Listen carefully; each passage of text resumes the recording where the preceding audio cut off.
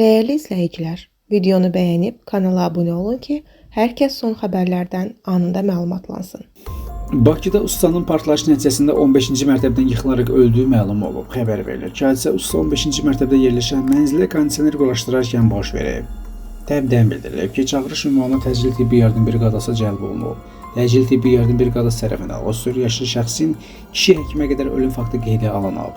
Hadisə nəticəsində daha 2 nəfər 40 yaşlı kişi və 29 yaşlı qadın şəxsə yerində tibbi yardım olunub. Ödənişli avtomagistrallarda maksimum sürət həddi saatda 130 km təsdiqlənib. Xəbər verilir ki, Prezident İlham Əliyev onunla bağlı yol hərəkəti haqqında qanuna dəyişiklik imzalayıb.